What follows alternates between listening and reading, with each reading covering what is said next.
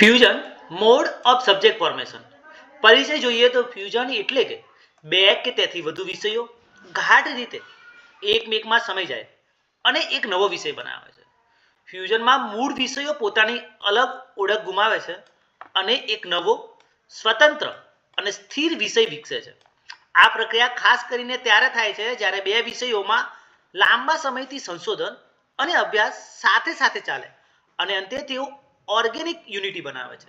સરળ શબ્દોમાં જોઈએ તો ફ્યુઝન એટલે કે બે કે વધુ વિષયોનું મિશ્રણ જેનાથી એક નવો જ વિષય જન્મે છે, જેમાં જૂના વિષયો અલગ ઓળખ સાથે બાકી નથી રહેતા.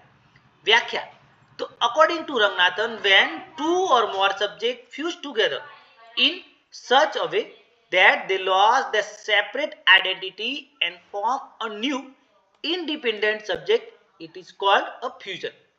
લક્ષણો જોઈએ તો ઇન્ટિગ્રેશન એટલે કે વિષયો ગાઢ રીતે એકમેકમાં જોડાઈ જાય છે. લોસ ઓફ સેપરેટ આઇડેન્ટિટી એટલે કે મૂળ વિષયોની અલગ ઓળખ રહેતી નથી. ઇમર્જન્સ ઓફ ન્યૂ સબ્જેક્ટ એટલે કે નવો વિષય ઊભો થાય છે જે સ્વતંત્ર બને છે. પરમેનન્ટ ઇન નેચર એટલે કે ફ્યુઝનથી બનેલા વિષયો સ્થિર અને લાંબા ગાળે ટકાઉ હોય છે. મલ્ટીડિસિપ્લિનરી ટુ ટ્રાન્સડિસિપ્લિનરી એટલે કે શરૂઆતમાં બહુ વિષયક હોય પણ પછી નવા વિષય તરીકે સ્થિર થાય છે. ઉદાહરણ તરીકે બાયોકેમિસ્ટ્રી, જે બાયોલોજી અને કેમિસ્ટ્રી નું સમન્વય થઈને બનેલો છે બાયોકેમિસ્ટ્રી. અહીંયા જોઈએ તો બાયોલોજી અને કેમિસ્ટ્રી બંનેના સિદ્ધાંતો મિક્સ થઈને નવો વિષય બન્યો છે બાયોકેમિસ્ટ્રી. એસ્ટ્રોફિઝિક્સ એટલે કે એસ્ટ્રોનોમી અને ફિઝિક્સ એટલે કે એસ્ટ્રોફિઝિક્સ. એસ્ટ્રોનોમી અને ફિઝિક્સ વચ્ચેની રેખા ખતમ અને નવો સ્વતંત્ર વિષય ઉદ્ભવ્યો જે છે એસ્ટ્રોફિઝિક્સ. મોલેક્યુલર બાયોલોજી જે છે બાયોલોજી, કેમિસ્ટ્રી અને ફિઝિક્સનું સંયોજન. જીઓકેમિસ્ટ્રી એટલે કે જીઓલોજી અને કેમિસ્ટ્રીનું સંયોજન એટલે geochemistry. Library and information science એટલે કે લાઇબ્રેરી સાયન્સ અને ઇન્ફોર્મેશન સાયન્સ પ્લસ કોમ્પ્યુટર સાયન્સનો નવો સ્વતંત્ર વિષય એટલે કે library and information science. Fusion versus lamination versus ક્લસ્ટરનો તફાવત જોઈએ તો સંબંધમાં ફ્યુઝન વિષયો ગાઢ રીતે મિશ્રાઈ જાય છે. લેમિનેશનમાં એક વિષય પર બીજાનો એંગલ ચડાવવામાં આવે છે અને ક્લસ્ટર રીતે જોઈએ તો અનેક વિષયો સંબંધ સાથે એક સાથે આવે છે.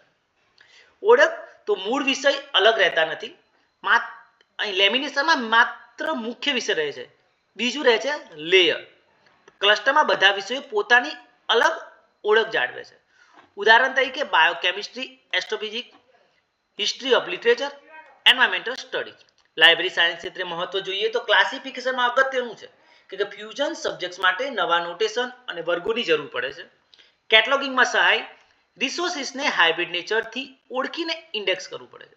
નોલેજ ઓર્ગેનાઇઝેશનમાં આધુનિક જ્ઞાન ક્ષેત્રો જેમ કે બાયોકેમિસ્ટ્રી, લાઇબ્રેરી સાયન્સ, બાયોટેકનોલોજી સમજવા માટે જરૂરી છે. યુઝર સર્વિસ તો ઇન્ટરડિસિપ્લિનરી રિસર્ચ માટે ફ્યુઝન સબ્જેક્ટ ઓળખીને યોગ્ય માહિતી આપી શકાય છે.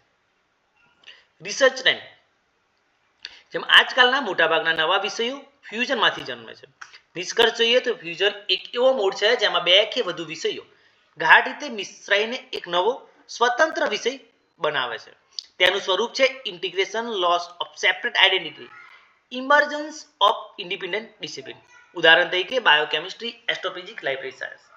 લાઇબ્રેરી સાયન્સ ક્ષેત્રે ફ્યુઝન મહત્વનું છે કારણ કે તે દર્શાવે છે કે આજકાલનું મોટાભાગનું જ્ઞાન ઇન્ટરડિસિપ્લિનરી, ટ્રાન્સડિસિપ્લિનરી ને ફ્યુઝન બેઝ સબ્જેક્ટ રૂપે વિકસતું જાય છે.